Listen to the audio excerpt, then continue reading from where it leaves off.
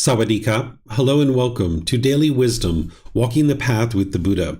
Today is our group learning program, and I'm starting a 4-part series on Buddhist chanting. Today is the first part where I'm going to help you to understand the benefits of chanting. We're going to do chanting together, and then towards the end, we'll combine it together with meditation so that we'll be easing into meditation with Buddhist chanting. So I'd like to welcome all of you, whether you're joining for the first time or you're joining regularly. I have multiple things to share with you on this topic, but first, let me just share a little bit of history of where chanting comes from within the Buddhist tradition. During the lifetime of the Buddha, everything that he taught was oral, where the technology to write things down didn't exist in that region of the world. So he needed some way of helping his students to remember his teachings, because everything that the Buddha taught is all about cultivating wisdom and training the mind, uprooting certain pollutions that are in the mind. There aren't any rites, rituals, ceremonies, worship, or prayer in the teachings of the Buddha. If you've been exposed to these kinds of things and it's being called Buddhist, the Buddha never actually taught that. That's things that people actually might have added or tried to put into the teachings of the Buddha after his death. But instead, he taught you to learn, grow, and develop through the cultivation of wisdom, training your mind and uprooting certain pollutions in the mind. So in order to accomplish this, there's a certain amount of intellectual learning that you need to be able to do, where you're examining and investigating the teachings. Then you need to reflect on those teachings to independently verify whether they're true or false.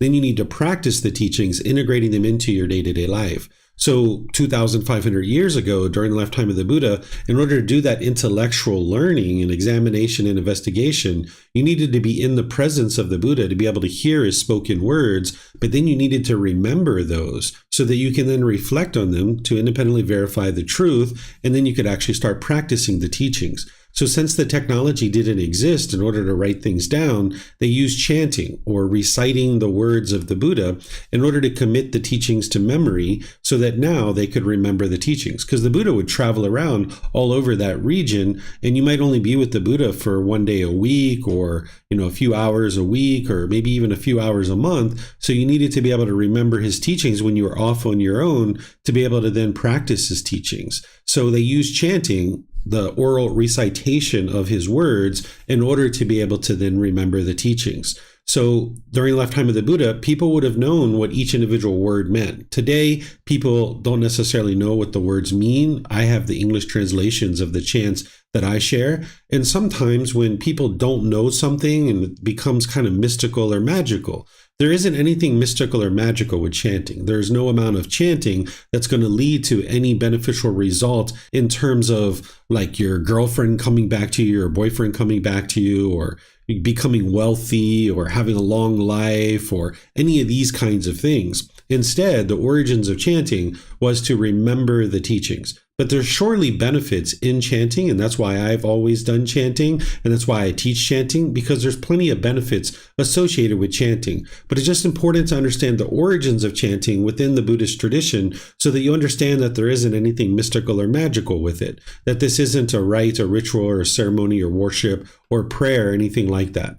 So let's talk about what the actual benefits of chanting are so that you can understand that, and then as you're learning chanting, you'll be able to get the benefits of what is actually happening as you're chanting. So the benefits of chanting are that in the teachings of the Buddha, when he's describing meditation and he's giving you the instructions of how to meditate, he will typically say, prior to he starting to guide you in meditation, he will say, set up mindfulness in front of you. This is like an instruction or guidance that he gives before you even start meditating, that you set up mindfulness in front of you. Well, what mindfulness is awareness of mind. And you need to develop some awareness of mind before you start meditating. So you don't just plop down into meditation and start meditating. So if you're setting up mindfulness in front of you, you're bringing some awareness to the mind before you ease into meditation. So chanting is what I use for that, is to build that awareness of mind as you're easing into meditation. That's setting up mindfulness in front of you. Then as you're developing this awareness of mind, you're also developing concentration and memory. So chanting is kind of like exercising the mind a bit. It's kind of like taking your mind to the gym, that if you were exercising the body, the muscles would become stronger and stronger. And the same thing is true about the mind, is that if you exercise it with chanting, you're going to develop not only this awareness of mind, but you're going to notice more focus and concentration and memory, because you're going to need that in order to be able to chant. Then it's helping you to develop awareness of breath, because as you're chanting, there needs to be a certain awareness of breath as you are starting to do these chants. And now, as you start meditation, you already have awareness of your mind. You've already developed some concentration. You've got awareness of the breath. You can start getting benefit from your meditation right at the beginning of your meditation. Whereas if you didn't have some practice before your meditation and you just plop down into meditation, it might be 5, 10, 15 minutes before you start getting benefit. So with a little bit of chanting at the beginning prior to doing your meditation, you actually get more benefit out of the meditation itself because you have awareness of mind, you have concentration, memory, and awareness of breath. It also helps to slow down, relax, and ease the mind into meditation. With craving, desire, attachment, the longing, yearning, the mind is tending to chase and chase and chase and chase and chase. That's what the unenlightened mind does, is just chases after things. And it tends to be very rapid and sometimes even overactive. So what you're looking to do is actually slow down the mind and relax the mind, because then you can have full awareness of the mind in your day-to-day life, and you can make wise decisions that's going to produce wholesome results or wholesome karma. If your mind's all shaken up and overactive and you're just having constant thoughts all throughout your day, just thought, it's very challenging to be able to gather your thoughts, collect your wisdom, and then make certain decisions that are going to produce wholesome results. So in your meditation, if you're training to slow down the mind, relax the mind, and ease it into meditation, and then during the meditation, you're also having a nice, slow, gradual breath to be able to slow the mind down because the mind is fixated to the breath. If you're training this way in meditation, in your day-to-day life, your mind will slow down as well. And you'll actually be able to bring forth your wisdom in your day-to-day life to be able to make wise decisions that lead to wholesome results. So slowing down, relaxing, and easing the mind in the meditation is going to produce more beneficial results for you. Sometimes when people are first learning on the path, they have a challenge to notice improvement in their day-to-day practice. I've talked to some students that have told me in 2 days they've noticed results with their meditation practice and what they're learning in the classes and courses and retreats that I share. Other times it takes longer for students to notice that improvement in progress. Well, I was one of those people that it took a really long time for me to notice progress, that my mind was really congested. It was almost like a brick wall. And what I was doing is I was doing chanting and meditating. And some people, if they're not making progress and they don't see observable progress, can become demotivated. But if you have chanting and you have this audible indication through week by week, session by session, that your chanting practice is improving, this can be motivating and encouraging for you. So chanting is like an audible indication that there's improvement to your practice, because each session, each week, each month, you can hear your chanting improving. So you might think about chanting in that way. Also, as you learn the meaning of these chants, you're going to see a lot of appreciation, gratitude, and respect for the Buddha in these chants. And the way that I think about it is that not only do I have respect and gratitude towards the Buddha for these teachings that he shared and have been handed down all these years, but there's kind of like this, long line of people over the last 2,500 years that have passed these teachings down from person to person to person to person to now today that they're actually reaching you. And we'll never know the names or who those people are that passed those teachings down for so many centuries. But I have an enormous amount of respect and gratitude for the Buddha and all of these people, because without them, we wouldn't have actually gotten these teachings. They decided that these teachings and these chants are beneficial, and they preserve them within their own minds and in their own hearts. So by passing them down, it's helped us to now acquire some wisdom that is going to be beneficial for our life. So you're going to need to cultivate respect and gratitude towards all people around you. An enlightened being is not disrespectful. They're not ungrateful for the things that are happening around them. They have gratitude and respect for the people around them. So it maybe as you're chanting, this can help to cultivate respect and gratitude for the elders or the people that have handed down teachings for all these years, and Gotama Buddha himself. And then this can kind of bubble over into your day-to-day life where you have respect and gratitude toward your parents and your siblings and your coworkers and neighbors and friends and other people like this. It's important to understand that there isn't anything mystical or magical with chanting.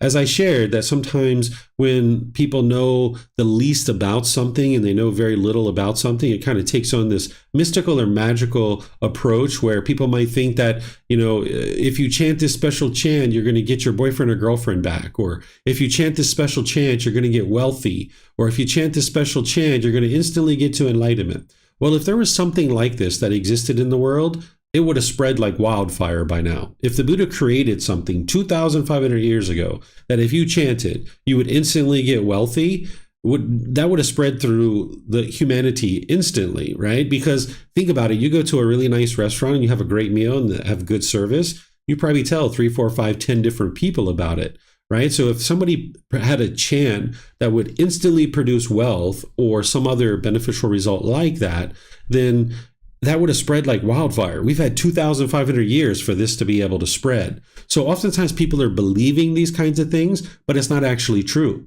So I teach people not to believe anybody. Don't believe others, but don't believe me either. So if you go to a temple and they say, hey, we've got this special chant. If you chant this chant 10 times a day, you're going to get this extra long life. And it's only our temple that knows this. This is a secret within our community. Okay, well, that's what they said, but don't believe them and don't believe me either that there's nothing mystical or magical about these chants. Look around the temple. Do you see people that are 150, 200, 300 years old? If you see that, then there's maybe some truth to this particular chant, right? But if you don't see that, which I'm sure you're not going to see that, then you can know that this is just a belief that these people are having.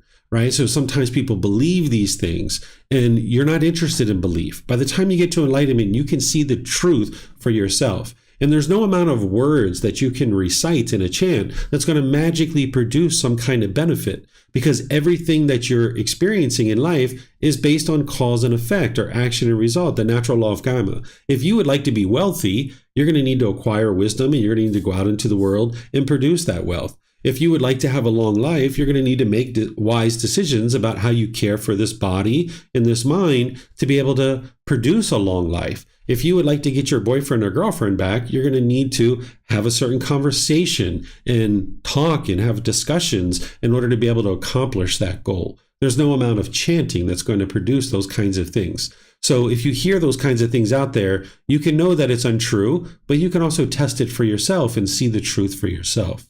So I'm going to pause here and see if you guys have any questions on the benefits of chanting and what you're accomplishing through the cultivation of mindfulness, concentration, deeper memory, developing awareness of breath, slowing, relaxing, and easing the mind into meditation, and maybe even having this audible indication that your practice is improving, and cultivating respect and gratitude for the people in the past, the elders, and Gotama Buddha himself. Let me know if you guys have questions on this or any other aspect of chanting.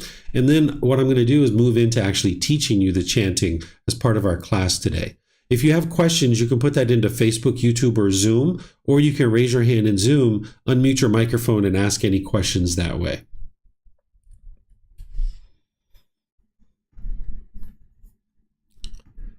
Okay, I'm not seeing any questions anywhere. So I'm going to move on to teaching you guys about how to do the chanting. I'm going to teach 3 different chants. So we're going to be chanting in the Pali language. This is the historical language of the teachings of the Buddha. That the largest, most complete collection we have of the teachings of the Buddha are in the Pali language. But now the teachings have been translated over to English, so you can learn and practice in English, but we still chant in Pali. This is like a unifying language across all temples within the Theravada tradition. So whether you go to Sri Lanka, Myanmar, Cambodia, Laos, Thailand, southern Vietnam, or anywhere in the world that is practicing Theravada Buddhism, you'll be able to chant right along with those people. Their accent and their dialect will be a little bit different, but you could walk into a temple that you've never been to, and they'll be chanting these exact same chants. Whereas if you learn other traditions of teachings, then they're going to be chanting in their local language. So if you're in China, they're going to be chanting in Chinese, or if you're in Vietnam, they're going to be chanting in Vietnamese.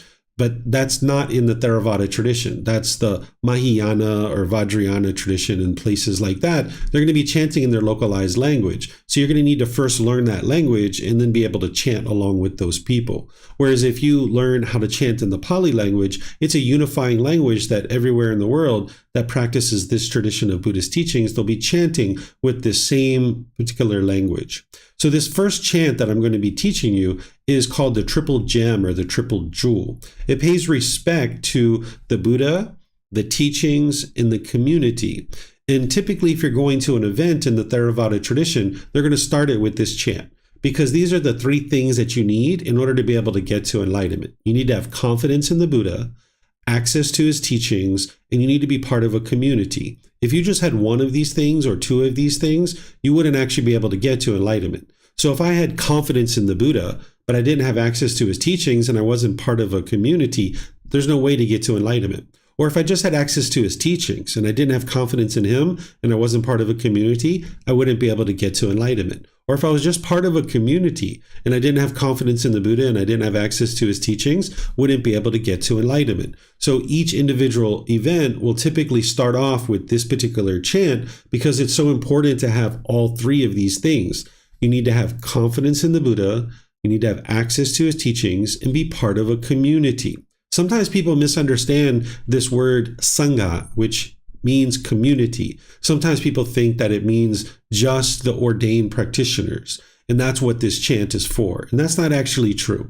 The Sangha is the entire community. The Buddha broke down the Sangha into separate delineations, but the word Sangha means community. Then there's the Bhikkhu Sangha, which is the ordained males. There's the Bhikkhuni Sangha, which is the female ordained practitioners. And then there's what's called the Aryan Sangha, which is anybody in the 4 stages of enlightenment. So when we just use the word Sangha, which is what the third statement is all about, that's the entire community. So here you're paying respect to the Buddha, the teachings, and the entire community, because you're going to need all these individuals to help you and support you in your journey to enlightenment. You wouldn't be able to just go off in a cave somewhere and actually get to enlightenment. So the way I'm going to teach you these chants is I'm going to do it 4 times. The first time, I'm just going to do it myself so you can hear what it sounds like. Then I'm going to do it a second time, and I'm going to show you where I'm breathing so that you can kind of get a sense of where you might potentially decide to breathe. Then we'll do it a third time where you can join in with me, and I'll guide you in where to breathe as we're chanting. Then we'll do it a 4th time where I'm not giving you any guidance at all, and we're just chanting the particular chant. So I'll show you how we do this with each individual chant to help you build up your practice. So here's the first time through. So you can just hear it and you can actually see it on the screen. For anybody who's listening to this on our podcast, you might decide to go to our website, buddhadailywisdom.com, click on free books, and then scroll down towards the bottom and you'll see the daily chanting sheet, because there you'll actually see the words. So here's how this first one actually sounds. Arahang Samma Sambuddho Mahakawa Bhutang Mahakavanang Apivateyami Savakato Mahakavata Tammo Dhammang namasami Supatipano Mahakavato Sāvaka Saṅkho Saṅghang namami. Okay, so that's how that one sounds. Okay, and what you might have noticed there, if you're watching this through a video, is that I bowed at the end of each one of those statements. That's actually to show respect to the Buddha, the teachings, and the entire community. If you're in a large group of people and they're typically at a temple or some other location, you might actually see people prostrating to the ground for this. This helps to eliminate the ego in the mind, to move the head down towards the ground. So you might notice people are doing that, but I'm sitting in a chair here in front of a computer. So I'm just kind of raising my hands up and actually bowing and showing respect with what we would call a Y in Thai culture. Okay, so whether you choose to do that bow or not, it's up to you. This is your practice. Whether you even choose to do chanting or not, it's up to you. Because during the lifetime of the Buddha, you needed chanting in order to get to enlightenment. You wouldn't be able to get to enlightenment without chanting. Nowadays, you don't need to actually chant in order to get to enlightenment. You can remember the teachings through studying books and videos and podcasts and things like that. So that's why on the core central path to enlightenment, the Eightfold Path, you don't see right chanting because it's not part of the core path. But during the lifetime of the Buddha, they used it as a learning tool, where a book or an audiobook or some other resource like that, that's the learning tool that we use to be able to commit it to our memory, where chanting was used during his lifetime in order to commit it to memory. So whether you choose to chant or not is up to you, but it really is helpful to gain these benefits that I just mentioned. So here's the second time through with the triple gem, and I'm going to tell you where I'm actually breathing so that if you'd like to breathe here, you'll kind of know as I guide you in the third time and the fourth time. So here we go. Here's where I actually breathe. I take a nice deep breath at the beginning, and then I chant Arahang Samma Sambuddho Bhagava. I'm going to take a breath here. Bhutang Bhagavanang Apivateyami. As I'm bowing, I'm breathing in here. Sawakato Bhagavata Tammo. I'm taking a breath here.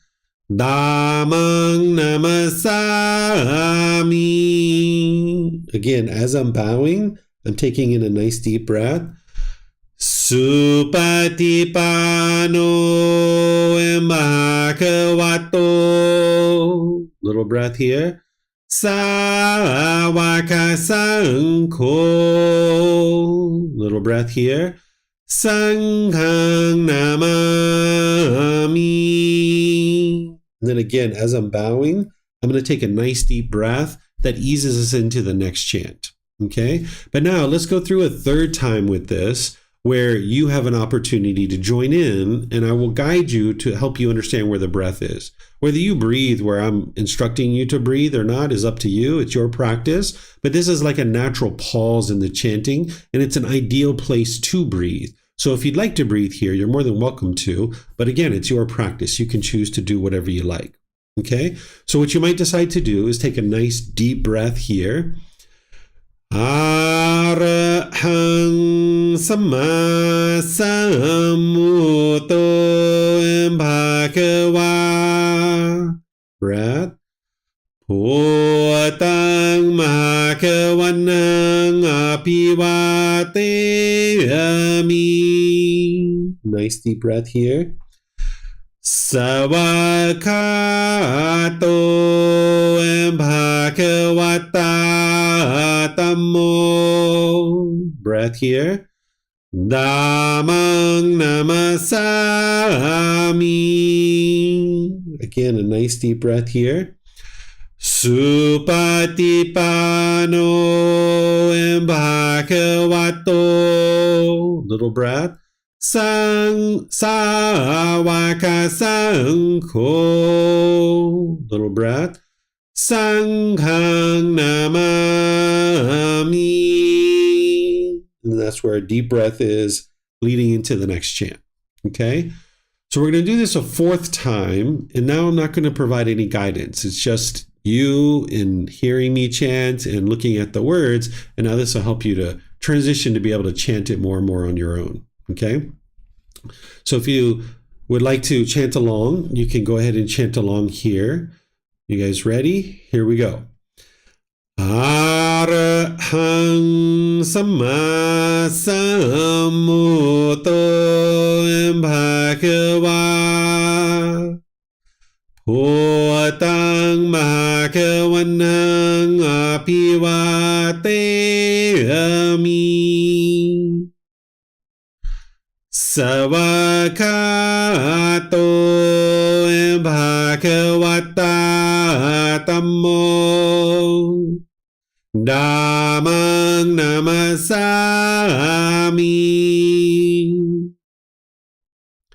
Supatipano bhagavato Sāvaka Saṅkho Sanghang namami. Okay. Yay. Our first time through on the first chant. Okay. So let me see if you guys have questions on this. Remember, you can put that into Facebook, YouTube, or Zoom, or you can raise your hand in Zoom if you'd like. So it looks like Richard has a question. Go ahead, sir. Sorry, whilst you were chanting there, I thought something would come up on the screen, and it never. Oh, a problem I apologize. There you go. How about that? There it is. Yeah. Yeah. Thank you for letting me know.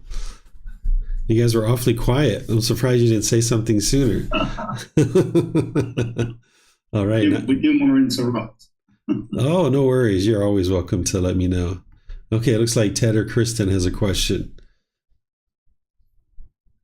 Good evening, David. I was trying to pull it up, and my wife reminded me that sometimes it's not that easy to read along because they're not pronounced as you would read them. But as we go, I don't know, it's been a year plus since we've been learning with you and hearing the chants. So I'm hoping by osmosis they penetrate and I can follow along. Although Kristen does a really good job, I'm not there yet. But yeah, Richard said he didn't see the words, and I'm like, okay, is David going to put them up? But you did. Thank you. Yeah, you're welcome. That's just some impermanence for you guys, right? Oh. So, Ted, these aren't going to be learned by you through osmosis, unfortunately. You're going to need to actively practice them if you'd like to learn how to chant. I used to actually have a chanting sheet in the area where I would meditate, and I would go in there and I would sometimes just do chanting. I would do each chant 3 times. I would go through it 3 times. And sometimes I didn't even meditate. I would just go away. And I would do this maybe 3, 4, 5 times during the day because it only takes 2.5 minutes to do all 3 chants. So if you went into an area, did 3 chants, it's 7.5 minutes. And then you go off and do your other stuff. And then you come back and do it again. This is the way to actually build up your practice, is through this gradual training, gradual practice, and gradual progress. I learned this first one in about a week or 2. It didn't take me very long to learn this first one. And the second one is too. That one's, pretty easy and pretty straightforward. So, oops. There you go. Sorry about that, guys. So what I was saying, Ted and Richard, thank you for letting me know my mute was on, is if you're interested in learning these, you're going to need to do it through active training. And unfortunately, it doesn't happen through osmosis.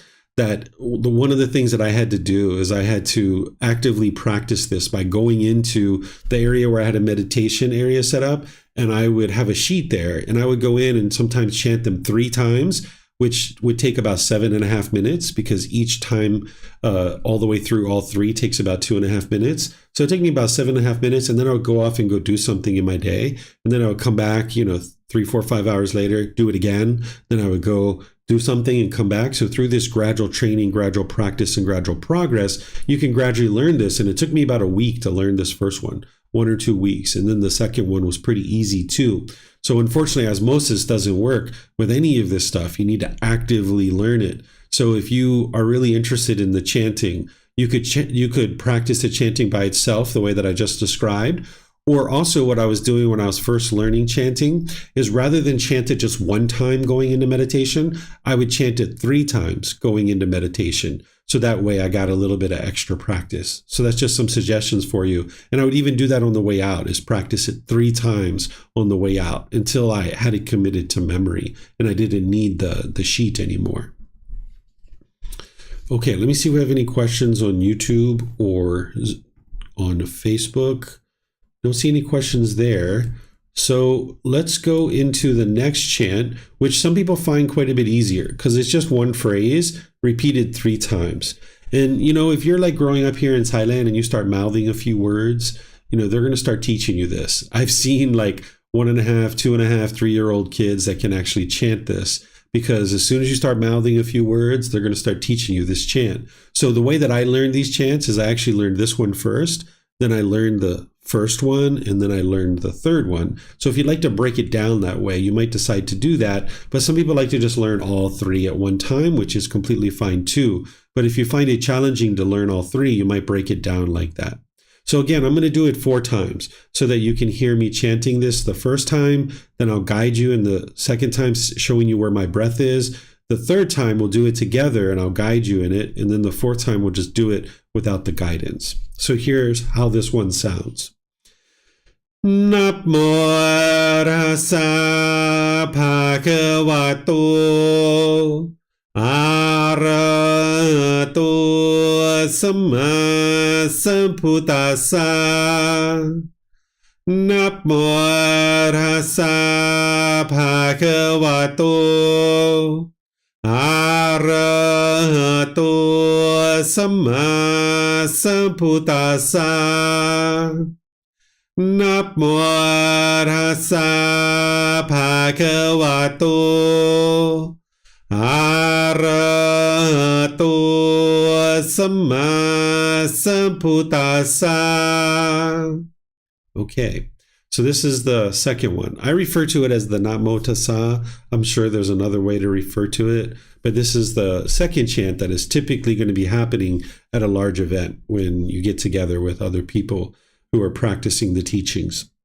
So here, I'll go through it a second time and I'll show you where I'm breathing. Okay, so I'll take a nice deep breath coming in off of that last chant.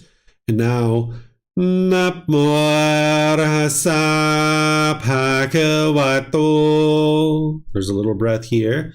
Arahato Samma Sambuddhassa. Take a nice deep breath here. Namo Tassa Bhagavato. Breath.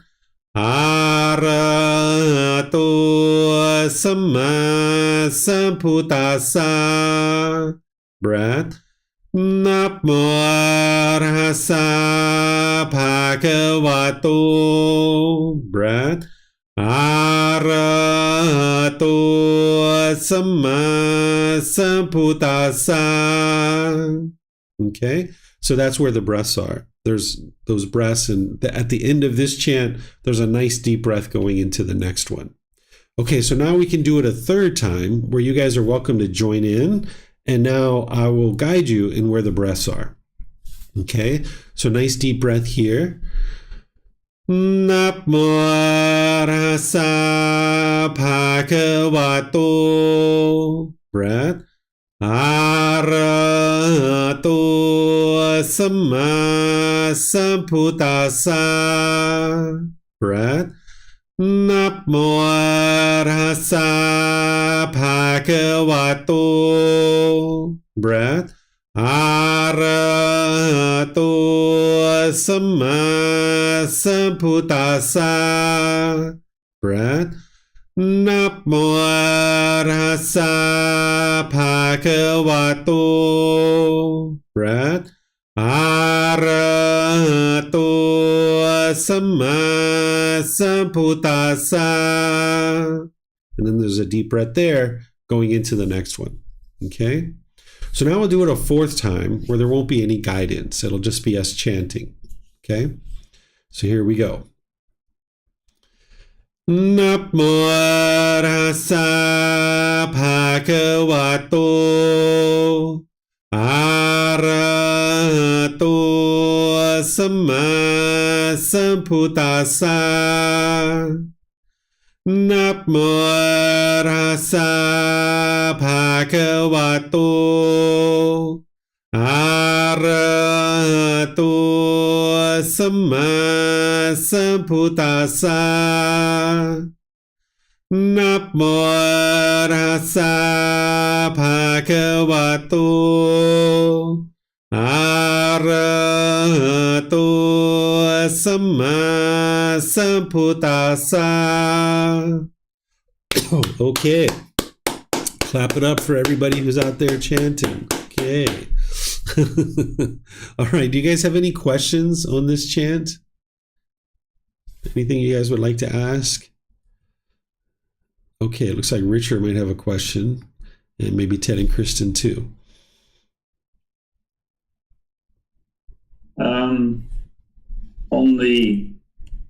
On the second word there, I'm looking at tassa, but it seems that you're pronouncing it slightly differently, or are you sticking the T of tassa on the end of namo?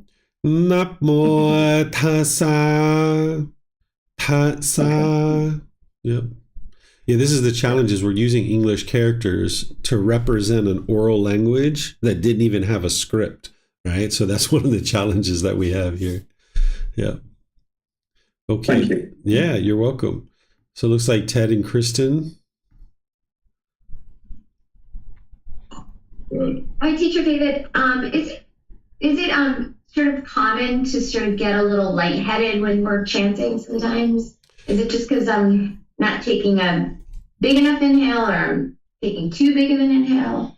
It's because of the breaths, right? It's like doing a lot of breathing back and forth. So it can happen as you're learning. But if you calm your breath down and you don't need to take as deep as an inhale and as deep of an exhale as you're doing this, you'll be able to not be lightheaded. So you'll just need to focus on controlling the breath a little bit more, where you don't controlling it to the point where it's natural, right? Like when I'm chanting, it's just like I'm breathing almost. But I used to get a little bit lightheaded at first because I had to really focus so much on the chanting, and I was taking in such big inhales and such big exhales. Okay, yeah, that's sort of what I'm experiencing still, so I'll just keep practicing. Yeah. Thank you. Sounds good. Okay, let me see if we have anything on YouTube or Facebook. Don't see anything there. All right, so let's move into the third chant, which I found more challenging, but other people say that it's easier for them. So everybody's going to have different experiences with these things, right? So it's not everyone's going to have the same experience. So again, I'm going to do it 4 times for you guys. So here's how this one sounds. Iti piso emahakawa arahang samma sambuddho vicacaranang sammuno sakhato rokavitu Anutero purisa Dhamma sati satatawa manusanang Bhoto bhagavati. Okay, so I do a little bit of a bow at the end of each chant there. So you might actually start hearing the pauses that you're hearing in the pausing in the chanting. So I'll teach you guys where I breathe, but you might actually start already be hearing this.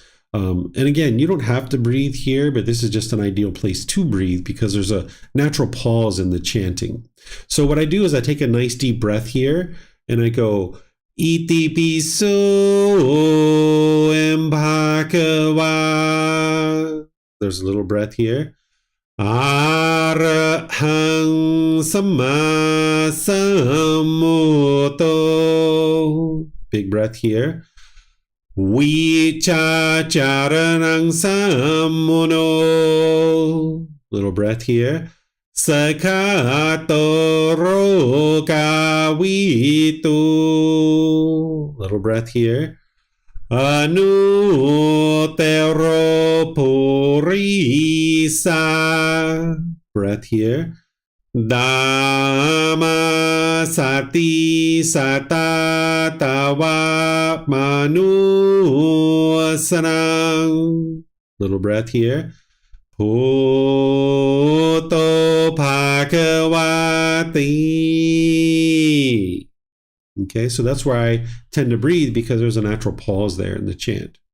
Okay, so now we can do it a third time where you guys are joining in, and I'll guide you in where to breathe. Okay, so here we can take a nice deep breath at the beginning. Iti piso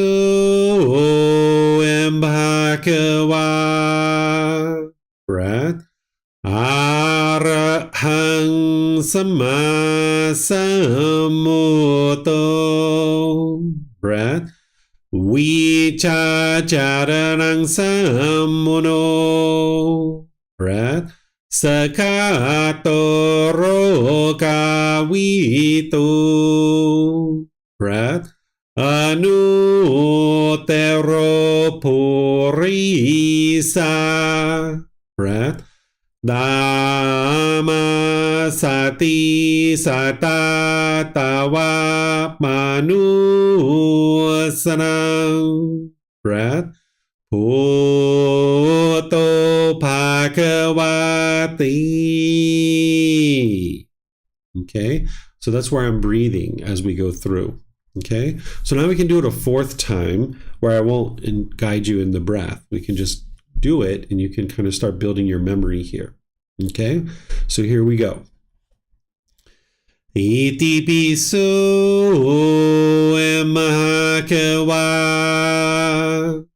Arahang sama sammuto. Vichacharanang sammuno. Sakato rokavitu. Anutero purisa. Dhamma sati satatawa manusanam. Bhutto bhagavati. Okay, claps all the way around. Okay, good job there. All right, any questions on this chant? Anything you guys would like to ask? Okay, so I think it's worth noting, now that you guys are learning these chants and you can see the English translations, that there's a lot of respect and appreciation and gratitude for the Buddha in these chants. And because of that, I don't think the Buddha actually created these chants himself. They were probably created by his students, either during his life or after his death.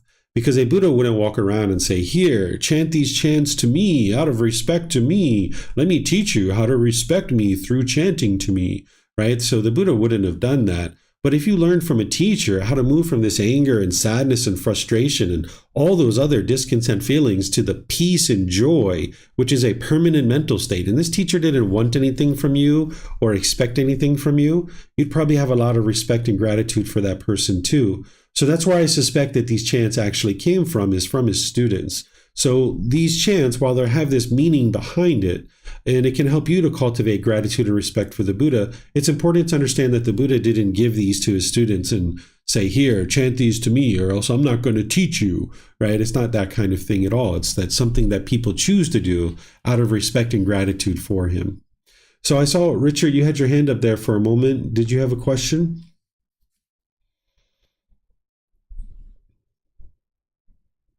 Yes, David.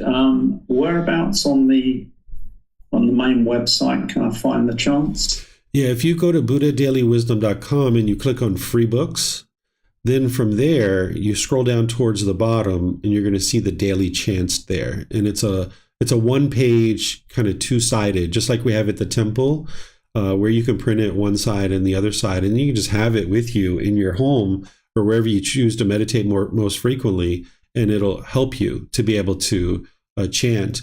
You can also find it in our book series in volume 1, chapter 11. If you have the book, you'll find it in there as well. And I think you do have the book, so you could find it there as well. But it's as a one-page kind of handout on our website. Okay. Yeah, you're welcome. Okay.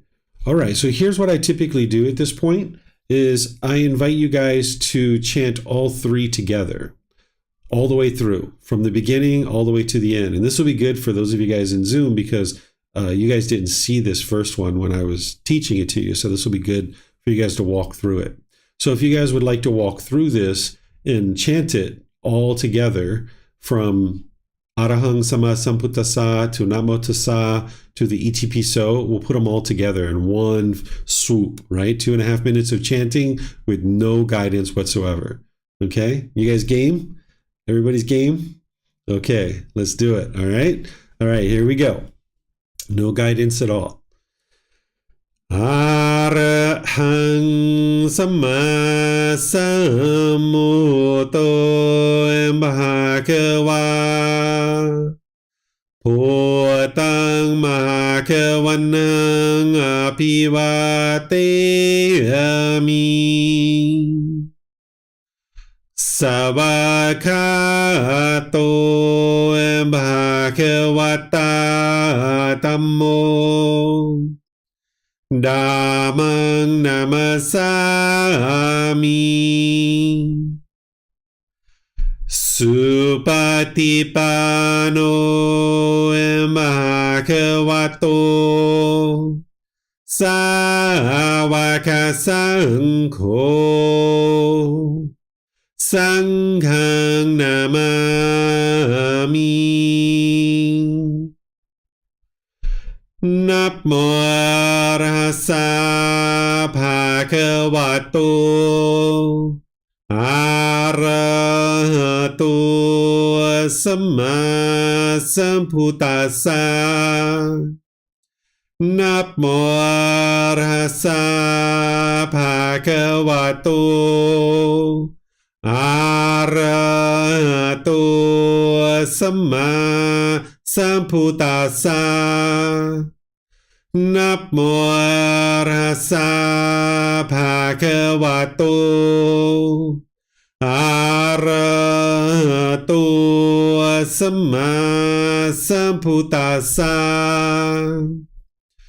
Iti Piso Emakawa Arahang Sama Sambuddho Vicacarang Samono Sakato Rogawitu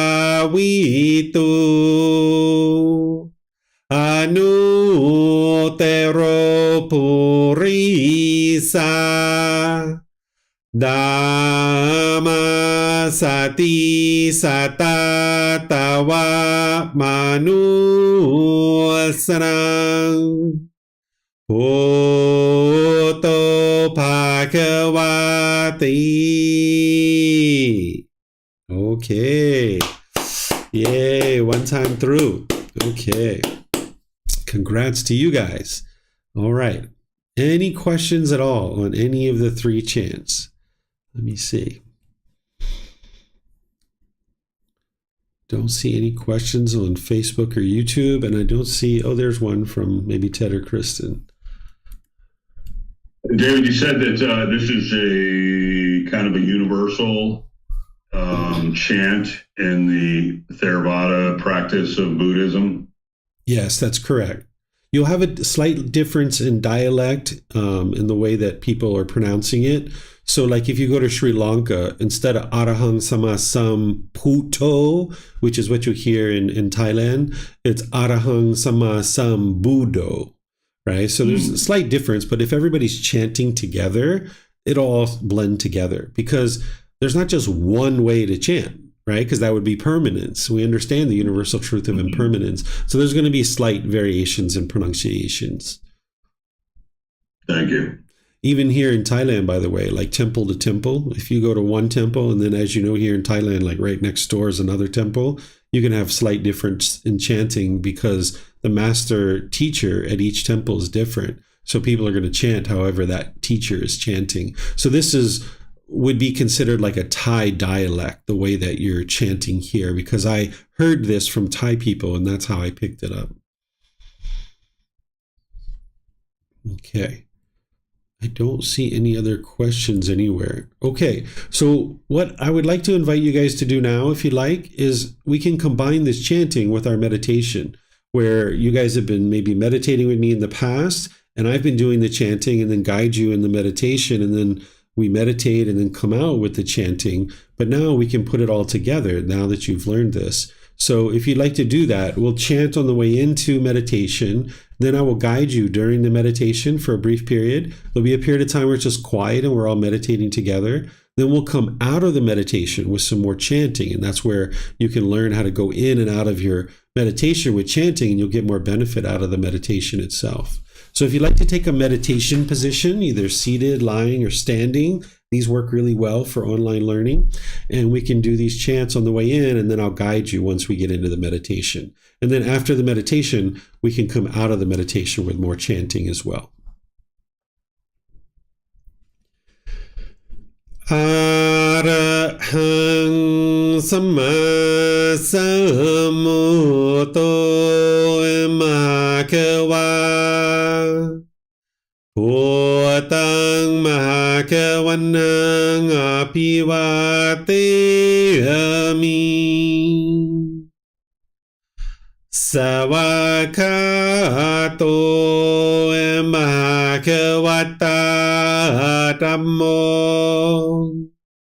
Dhammang Namasami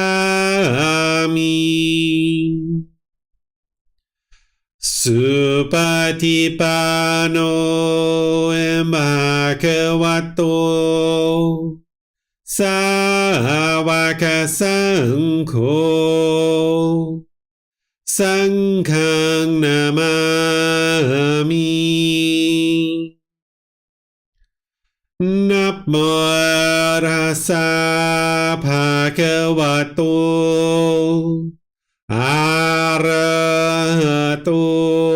Samma Sambuddhassa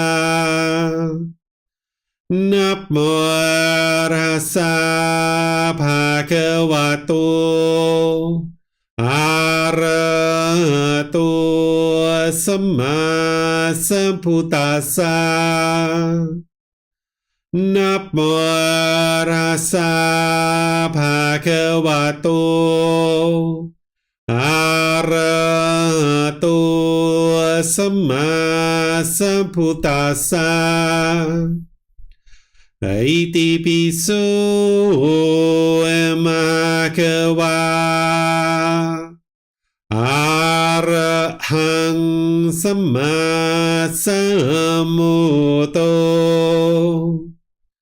Vicacaranang sammuno Sakato rokavitu Anutero purisa Dhamma sati satatawa manusanang Bhutto Bhagavati.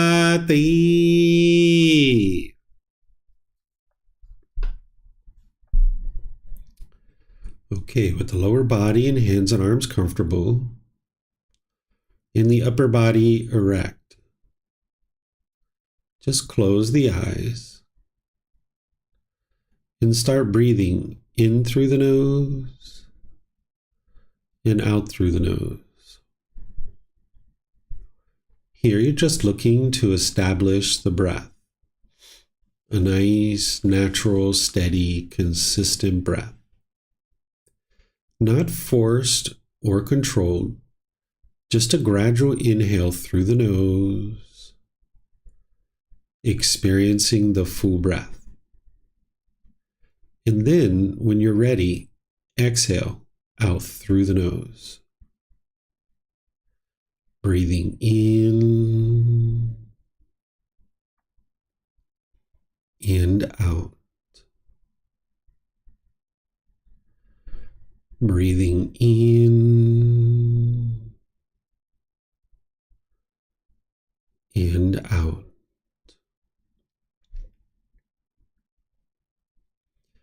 Your breath may not match up with the guidance that I'm providing, and that's okay. This is your practice. I'm just here for guidance.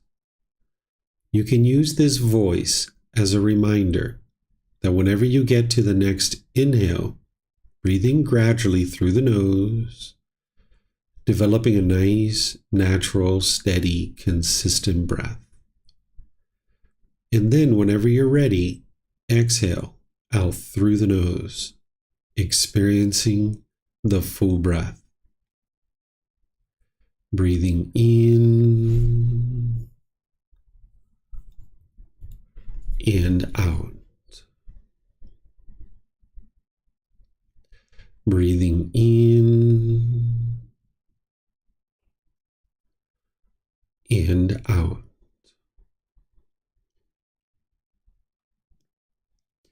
With the breath well established, start fixating the mind on the breath, either the sound of the breath coming into the nose or the sensation of air moving over the skin into the nose. The breath is the present moment. Fixate the mind on the breath, the present moment. Breathing in and out. Breathing in and out.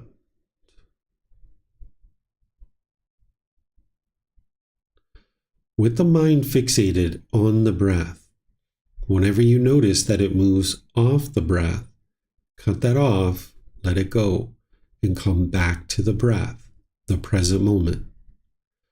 No need to observe the thought, label it, judge it, analyze it, or even try to figure out where it's coming from. Whenever you notice that the mind is moved off the breath, cut that off, let it go, and come back to the breath, the present moment. Breathing in and out.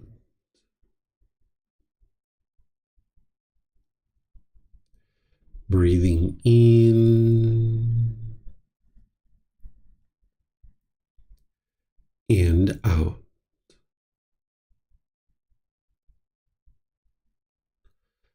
I'm going to be quiet now and let you do this work of focusing on the breath, cutting off and letting go anytime the mind moves off the breath.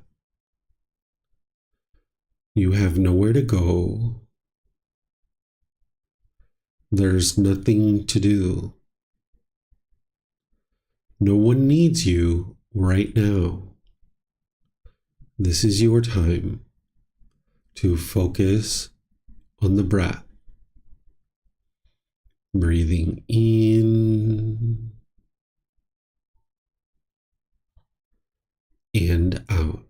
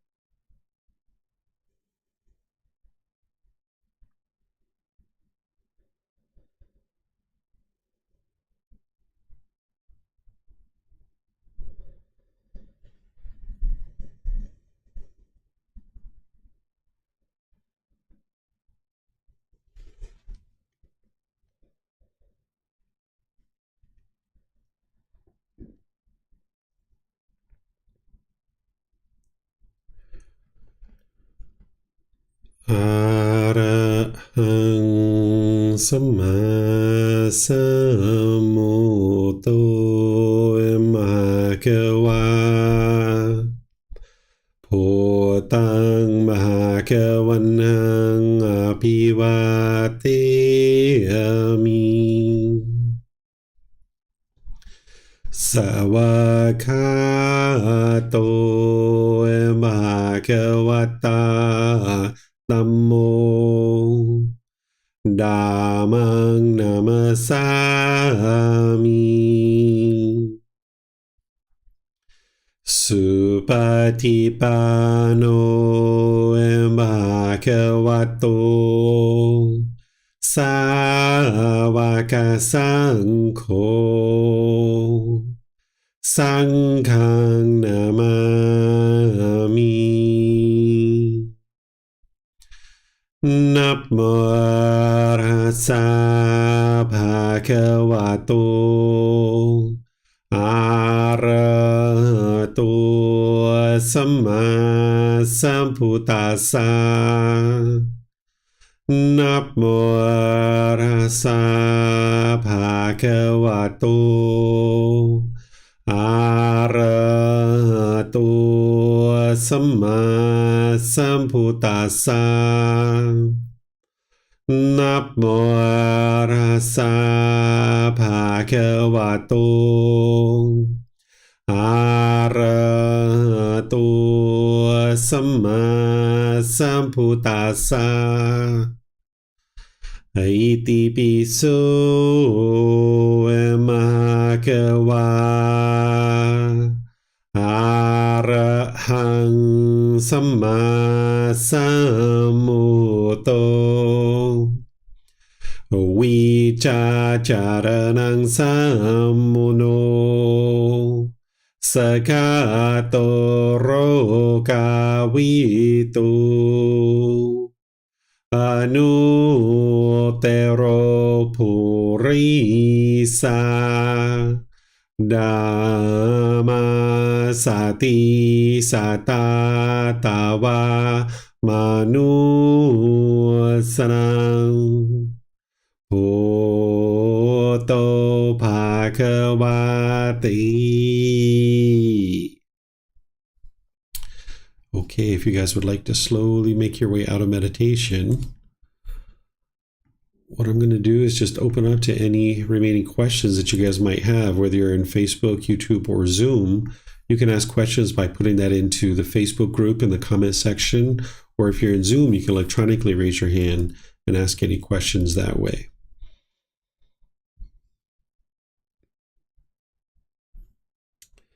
Okay, you're welcome. Thana, I see in YouTube you're saying thank you there. You're very welcome. Pleased to help you.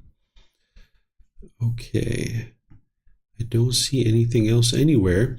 So what I'm going to do then is just end by thanking all of you guys for joining, and at the same time invite you for our future classes, because each Wednesday now I'm going to do this 4-part series on Buddhist chanting. So next week we're going to practice some more chanting and do meditation together. This Sunday at 9 a.m. Thai time and 9 p.m. Thai time, I'm going to be in chapter 5 of our book, Developing a Life Practice, The Path That Leads to Enlightenment. This chapter is titled The Eightfold Path, the path for all humans to enlightenment. This is the core central teaching of the Buddha that you're going to need to know inside and out, backwards and forwards, left, right, up, down. You're going to need to memorize this teaching in order to be able to really implement it into your day-to-day life and experience the real results. So if you would like to learn this core, central, very important teaching from the Buddha, that's going to be on Sunday. And if you can't attend live, remember it's recorded on our YouTube channel and our Facebook group and even on our podcast. So thank you all again for attending, and perhaps we'll see you guys in a future class. Be well and take care. Sawadee-ka.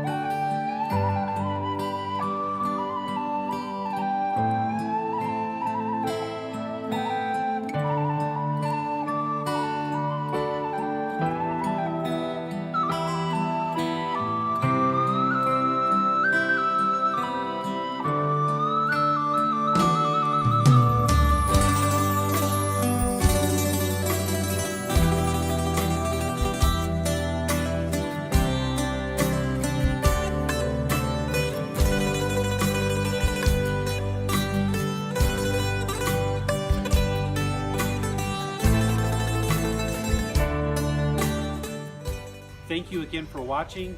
Enjoy your meditation. Look forward to seeing you online and answering any questions that you might have. Thank you so much.